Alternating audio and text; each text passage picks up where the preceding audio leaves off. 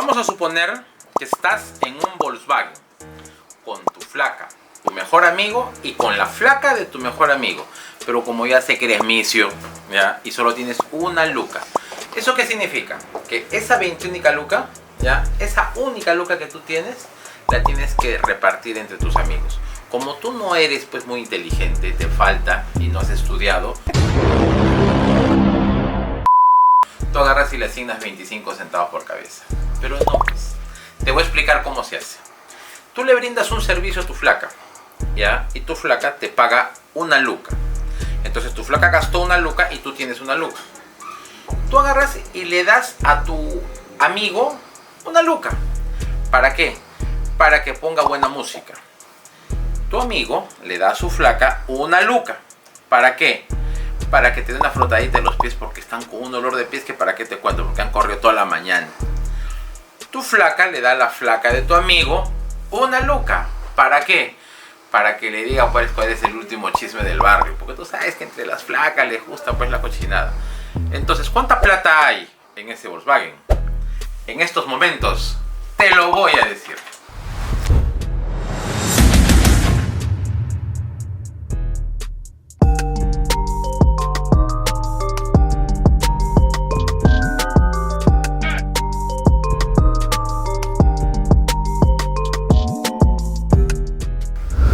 Es en este momento en el que nosotros vamos a debatir: ¿la riqueza se crea o la riqueza se reparte? Para aquellas personas que vienen a contarnos cuentos, a decirnos que la gente viene a robarse nuestra plata, cuando simplemente vienen a invertir en nuestro Perú, nos quieren contar el cuento de que se están llevando nuestra riqueza. Mis queridos amigos, gran parte de la riqueza de una nación está en función en cuánto se mueve esa moneda de un sol, esa luca que tenías dentro del Volkswagen. La respuesta es que dentro de tu Volkswagen, una vuelta alrededor del Volkswagen que da esa moneda hace que cada uno de ustedes haya tenido un sol. Y eso significa que la riqueza no se reparte, la riqueza se crea. Pero quitémonos de la cabeza esa idea de que viene gente de afuera a contarnos cuentos. ¡Ratero! ¡Ratero! ¡Ratero! Vienen los enemigos, los chilenos, los españoles, los yanquis, los chinos, los rusos, los árabes, a quererse robar nuestra plata. No, mis queridos amigos. Lo que hace esta gente es venir a crear riqueza. Una nación es más poderosa mientras más inversionistas extranjeros tenga. Yo soy más poderoso mientras más gente confía en mí. Recuerda eso siempre. En este momento te voy a enseñar que la riqueza no se reparte, la riqueza se crea. Vamos a hablar primero, ¿qué es una persona? Una persona es un ser vivo que tiene rasgos genéticos humanos, pero eso es una persona natural. Y una persona jurídica es una ficción legal que le permite a esta persona jurídica, que le permite a este ente celebrar contratos comerciales, celebrar contratos que le permitan realizar actividades lucrativas. Entonces estamos hablando que hay dos tipos de personas: personas naturales y personas jurídicas. Pero también hay personas jurídicas de derecho público, porque de las que yo he hablado son de derecho privado. Las de derecho público son las personas jurídicas que corresponden a la administración pública, al Estado. Llámese universidades, llámese municipalidades, llámese ministerios, llámese pues Congreso de la República, llámese Poder Ejecutivo, llámese parte administrativa del Poder Judicial, etcétera, etcétera. Somos personas y todos integramos esto que nosotros le llamamos nación. Pero ahora, quiero que se te meta bien en la cabeza, ¿qué es una nación? Vamos a pensar, nación es un grupo de personas, sí, es un grupo de personas, pero ¿qué tienen en común? Un territorio. Hay naciones que no tienen territorio, como por ejemplo Palestina, no tienen un territorio. ¿Cuál es el otro elemento de la nación? ¿Que están organizados jurídicamente? Sí, pero cuando se organizan jurídicamente se llama Estado. Nación es un grupo de personas que estamos unidas por un solo fin, con un solo propósito. Estamos unidos por un vínculo fraterno. Estamos unidos no necesariamente por una misma raza. No, Lo que une como nación son los propósitos que nosotros como peruanos o nosotros como personas de América Latina buscamos para unirnos, para alcanzar una meta. ¿Cuál es la meta del Perú? ¿Somos una nación? Y yo entiendo que todavía no lo somos. Lo único que nos ha unido siempre ha sido el fútbol. Pero el fútbol, ¿qué relevancia tiene en el Perú para que sea considerado una nación? Nos ha unido Chile. Sí, pues porque siempre tenemos que ver qué es lo que hace el vecino para que lo hagamos nosotros. Porque Chile nos da un buen ejemplo. Entonces, ¿qué somos? ¿Somos nación? En realidad, desde mi perspectiva, no somos una nación. Porque somos diferentes. ¿Cuáles son los elementos que han constituido al Perú como nación? El primer elemento es la independencia del Perú. El segundo elemento fue la guerra con Chile. El tercer elemento fue la reconstrucción nacional. El cuarto elemento fue la liberalización de los esclavos. El quinto elemento fue la reforma agraria, que yo sé que fue un proceso catastrófico para la economía del Perú, pero la reforma agraria de alguna manera nos hizo entender que todos los peruanos somos iguales y que nadie tiene que bajar la cabeza. Pero también nos enseñó que para que todos podamos ser iguales tenemos que cambiar de rumbo económico, porque el rumbo económico que dio la reforma agraria fue catastrófico para la economía, pero sí benefició a la población. Entonces, vuelvo a preguntar, ¿podemos ser nación? Gastón Acurio nos enseñó que sí podemos ser nación, porque la unión de las cebollas arequipeñas con los pescados del norte, con los limones de la sierra, hace que podamos hacer el plato de bandera más grande, que es el ceviche. Y nos enseñó que un lomo saltado, que es una fusión de comida asiática con nuestras papas nativas peruanas, hacen que podamos entender que sí, tenemos nostalgia por nuestra comida. Pero solo la comida hace nación. Paolo Guerrero y su selección, que clasificaron al Mundial de Rusia, nos hace sentir como nación. Yo no siento que hayan ahí personas del resto del Perú. Yo solo veo a un grupo de limeños y dos jugadores que no son de Lima. Entonces la selección peruana yo siento que solo representa a Lima, a los únicos clubes de fútbol. Entonces otra vez vuelvo a preguntar, ¿somos una nación? Debemos ser una nación. Pero ¿cuál es nuestra misión? Nuestra misión es encontrar aquello que nos une. Y aquello que nos une es nuestro pensamiento y nuestros sentimientos. Somos tú y yo, unidos en un abrazo que nos va a hacer crecer como nación. Entonces vamos a hablar de otros conceptos que tienen que ver con la nación y la identidad nacional. El primer concepto es nuestra forma de gobierno. Nuestra forma de gobierno es república. Nuestro estilo de gobierno es republicano. Tenemos un presidente elegido democráticamente.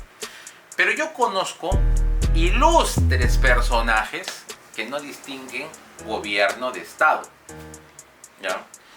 Entendamos, gobierno es la ejecución del poder ejecutivo. Estado es la nación, de lo que estamos hablando hace un rato, jurídicamente organizada. Nosotros somos Estado, sí, pero somos nación, eso está por verse. Entonces, pensando, varón, si el Estado es esa nación jurídicamente organizada y estamos dudando si somos nación, por lo menos obliguémonos a ser nación. Desde la costa hasta la selva, desde el norte hasta el sur, como decía el gran Lucho Isuski, a lo largo y ancho del territorio nacional, carajo, tenemos que entender que estamos unidos por la ley. Y esa ley es la que hace que se respete. Nosotros somos un Estado, el Estado peruano. Pero somos una república porque somos un sistema presidencialista elegido democráticamente con un principio que es el del equilibrio de los poderes, los tres poderes: ejecutivo, que es el que ejecuta el gobierno propiamente dicho; el legislativo, que es el que legisla, ¿ya?, con su órgano legislativo negativo, que es el Tribunal Constitucional, que es el filtro de las leyes, de la emisión de leyes. Porque ahora sí se necesita un filtro, porque también hay unas leyes, porque hay unos congresistas, pues, que para qué les cuento, pues, muchachos. Y el Poder Judicial, la flor de la rectitud, la esencia misma del don de gentes y de las personas correctas que viven solamente de su sueldo. Hay un pequeño detalle: por donde lo vean, yo gano más que los jueces, pero no tengo esa calidad de vida de los jueces. Y no me logro entender hasta ahorita por qué. Igual que los fiscales. Hay fiscales que, casados dos fiscales, ganan menos que yo. Yo gano más que dos fiscales juntos, pero no tengo la misma calidad de vida. Qué raro, ¿no? Entonces, pues ese es el Estado, ¿no es cierto? Todos juntos organizados jurídicamente. La base de nuestra organización es la Constitución política y todas las leyes emitidas por el Congreso y aquellos reglamentos emitidos por el Poder Ejecutivo y aquellas leyes emitidas por el Poder Ejecutivo, pero que han sido emitidas en función a las facultades conferidas por el Congreso de la República. Entendiendo esa situación así, ya tenemos que ponernos a pensar qué nos une como nación otra vez, la igualdad o la libertad. Entendamos que la libertad es el medio para lograr la igualdad. Debatamos, ¿qué es más importante, la igualdad o la libertad? Y todo el mundo debate porque los que piensan con una tendencia de izquierda, ¿ya?, creen que la igualdad es más importante, y los que tienen una tendencia de derecha piensan que la libertad es más importante. ¿Qué es lo que yo pienso? Que la libertad es un medio. Es lo que nosotros debemos propiciar para que tú creas y crees. Es decir, que tu creatividad se ponga de manifiesto en producir, hacer patria. ¿No es cierto? ¿Para qué? Para que tú logres la igualdad. Este pituquito bautiza a sus hijos bajo el credo de la confesión católica, pero no invita a los hijos de sus empleados porque son cholos. Ah, creación católica, bautizo católico y no invita a sus empleados porque son cholos. Esas son las paradojas, pues, de las creencias. Entonces, como no los invita, él no se cree igual a ellos, porque él cree que por haber recibido una herencia, ¿ya?, es mejor que los demás. Y ahí viene la canción: lo que tengo yo, me lo gané yo. Así de simple. Entonces, el hijo de este dueño de empresa y el hijo de este empleado, para que se junten, vamos a suponer, el empresario tiene una hijita bien bonita, rubiecita, bien bonita, pero bien decente, bien inteligente, bien progresista. Y el hijo de este señor, un muchacho alto, fornido, moreno, de cabello grueso y lacio, de voz gruesa, ya de tendencia bien de Latinoamérica, bien latinoamericana. La conoce esta chica. Para que ellos puedan ser iguales, tienen que tener las mismas oportunidades. Esas oportunidades, ¿quién las propicia? La libertad. Porque este señor de acá, con su inteligencia, crea riqueza, a pesar de haber venido de un hogar humilde, y le da a sus hijos las mismas posibilidades. Entonces, ¿cuál es el medio? El medio es la libertad. ¿Y cuál es el fin? Es la igualdad. Para entender entonces, ¿qué es lo primero que tenemos que pensar para unirnos como nación? Es la libertad como medio y la igualdad como fin. Y otra vez volvemos, somos iguales. Y sí, pues la clásica, no, este serrano, que toque el otro, que por aquí, que por allá. No, señor, somos iguales. Pero ¿qué es lo que le falta para que se integren en una sociedad clasista como en la sociedad peruana? Que todos tengamos acceso a la educación. Y eso también nos permite ser libres, porque nuestro conocimiento nos hará libres. Ese conocimiento hace que nosotros podamos escoger dónde vivir, qué estudiar, a qué dedicarnos y cómo crear. Y nos da la libertad de crear y generar riqueza. Así de simple. Si ponemos trabas a esa libertad creativa, es que el Perú no va a prosperar, no va a salir adelante. El Perú se va a quedar, se va a anquilosar. Recordemos que acabamos de decir que la comida es lo que nos une a todos como peruanos. Que un rocoto relleno, que un chamba y que un ceviche genera sentimiento de orgullo al Perú. Pero ¿eso de dónde nació? Nació de la creatividad. Una carapulcrita nació de la creatividad. Unos anticuchitos nacieron de la creatividad. Un rocotito relleno. Un chupecito de camarones. Un chaufita de chanchito con camarones. ¿No es cierto? Un cevichito con su zarandajita, qué rico. Un tacachito con su cecinita, una pachamamanquita. Nacieron de la creatividad. Entonces, todo lo que significa riqueza nace de la creatividad. Entonces, ¿por qué estamos fundiéndole la paciencia así? Que a los ricos los apoyan y a nosotros no. Recordemos, la riqueza no se reparte, la riqueza se crea. ¿Y de dónde nace la riqueza? De la creatividad. No estés fundiéndome la paciencia entonces con que yo me estoy haciendo rico a costa de tu pobreza. Es mentira, yo me estoy haciendo rico a costa de mi creatividad. Bueno, espero que algún día me haga rico porque todavía no lo soy, ¿no es cierto? Pero pensemos pues y seamos más conscientes de que ese pensamiento hace que tú y yo nos tengamos que enfrentar, y en ese enfrentamiento vamos a propiciar esa famosa frase del ilustre Carlos Marx: la lucha de clases. ¿Quieres mecharte conmigo? Ven, ven. ven, acá estoy, ven, ven, pues, ven, ven, ven, ven, ven. Entonces, tenemos que generar riqueza. Y volvemos a preguntarnos, ¿somos nación? Sí. Porque a partir de que todos los peruanos nos metamos en la cabeza que tenemos que crear riqueza, eso va a empezar a hacer entender que nosotros no tenemos por qué estar, oye, ya pe, Estado, dame plata, pe, oye, ya que un apoyo, pe. Pero yo entiendo que hay gente muy humilde y que hay gente que sí necesita apoyo. Pero lo que debemos propiciar es de que esa gente humilde, ancianos, niños y mujeres en abandono, tienen que tener el apoyo del Estado. Y eso significa un presupuesto. Pero no significa regalarles el dinero por regalarles. Significa enseñarles a que tienen que salir adelante. Número uno, tenemos que capacitar a nuestros peruanos que más lo necesitan. ¿Pero capacitar en qué? En fuentes de riqueza.